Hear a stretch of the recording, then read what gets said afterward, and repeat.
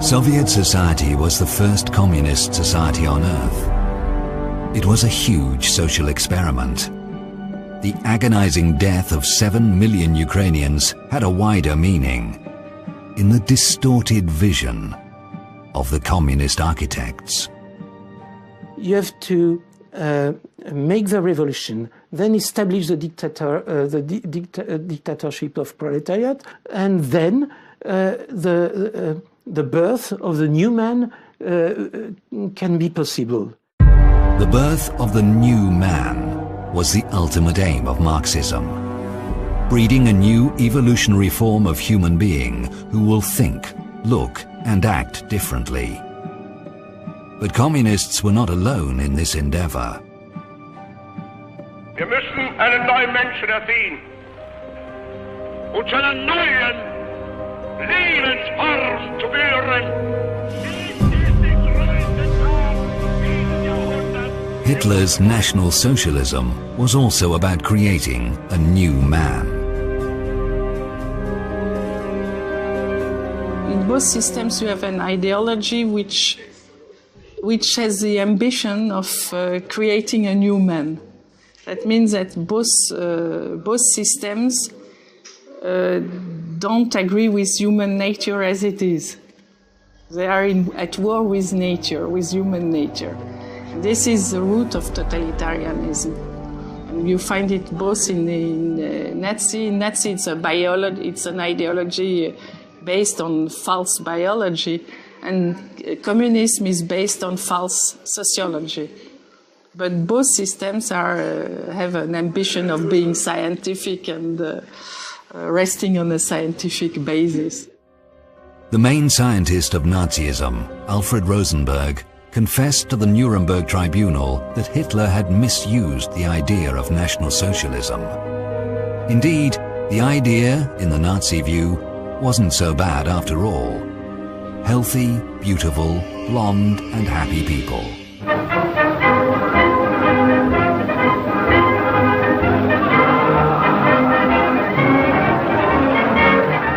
A future society.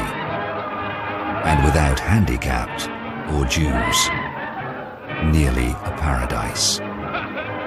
For some reason, National Socialism did not work out, just as the Soviet socialism didn't. Was ist geschehen? Sag mir, wo die Blumen sind. Mädchen plötzlich. Both left thousands of mass graves. Millions of murdered people. Was it coincidence?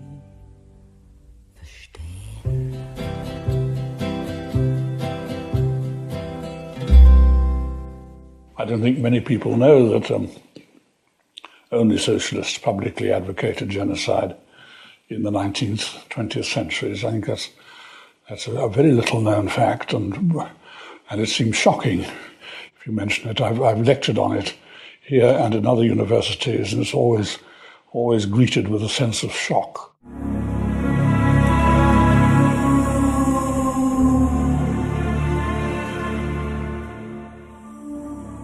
First appeared in January 1849 in Marx's journal Neue Rheinische Zeitung. Engels wrote of how the class war in Marxian terms means that when socialist revolution happens, the class war happens, there will be primitive societies in Europe 2 stages behind, because they're not even capitalist yet. And he had in mind the Basques and the Bretons and the Scottish Highlanders and the Serbs, and he calls them racial trash, Abfälle, racial trash, and they will have to be destroyed, because being 2 stages behind in the historical struggle, it will be impossible to bring them up to the point of being revolutionary. He spoke about the vulgarity and dirtiness of Slavic people, you see. And he thinks, for instance, that Poland had no Poland has no reason to exist. The classes and the races, too weak to master the new conditions of life, must give way. They must perish in the revolutionary Holocaust. Karl Marx. Marx began it. He was the ancestor of modern political genocide. And I don't know that any European thinker of the modern period before Marx and Engels ever publicly advocated racial extermination. I can't find anything earlier, so I presume it starts with them. The teachings of Marx and Engels were carefully studied by Lenin, the man who established the first Marxist country on earth. 1 year after Lenin's death in 1924, the New York Times published a small article, which at the time went almost unnoticed. It was about some newly established party in Germany. The National Socialist Labour Party, of which Adolf Hitler is patron and father, persists in believing that Lenin and Hitler can be compared. Who's speaking? A certain Dr. Goebbels. On the speaker's assertion that Lenin was the greatest man, second only to Hitler, and that the difference between communism and the Hitler faith was very slight, a faction war opened with whizzing beer glasses. Amazing. The future Nazi propaganda minister Goebbels was openly declaring that the difference between Lenin's communism and the Hitler faith was very slight. As we read, it didn't go down well with potential voters, so the Nazis changed their tactics.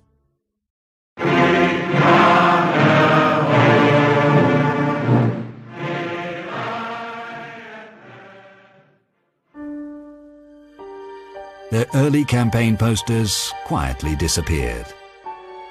They never again publicly stressed their resemblance to communists. In the inner circle, however, the Nazis and Hitler were more outspoken. Hitler often said that he had learnt a great deal from Marxism, from reading Marx, I mean. The whole of National Socialism is based upon it, he said, meaning doctrinally based.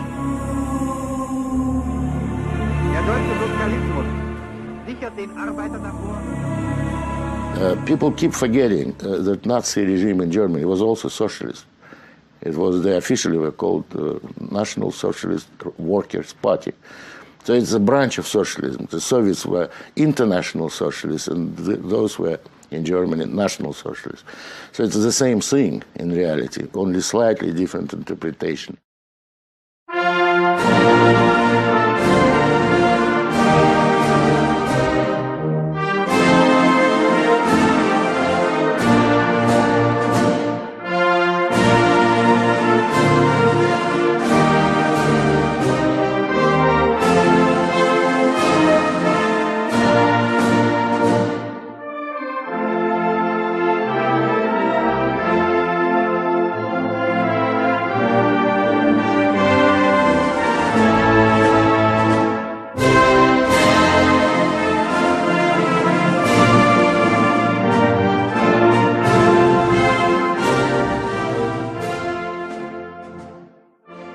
Part of the left went to Hitler. At least in France, part of the socialists went to became advocates of Hitler. The popular British playwright Bernard Shaw supported Hitler in the mass media. The left supported Hitler not because he deceived them. They knew Hitler would kill. He said he would. In fact, it was why they supported him. You must all know half a dozen people at least who are no use in this world, who are more trouble than they are worth. Just put him there and say, "Sir or Madam, now will you be kind enough to justify your existence?" If you can't justify your existence, if you're not pulling your weight in the social vote, if you're not producing as much as you consume, or perhaps a little more, then clearly, we cannot use the big organization of our society for the purpose of keeping you alive, because your life does not benefit us, and it can't be of very much use to yourself. Bernard Shaw believed in mass killing by category, not usually by racial category, but by category, the idle, the unfit. Killing off the parasites within society was what Marxian socialism was about. It demanded in a London newspaper that the scientists should devise a humane gas. I appeal to the chemists to discover a humane gas that will kill instantly and painlessly. Deadly by all means, but humane, not cruel.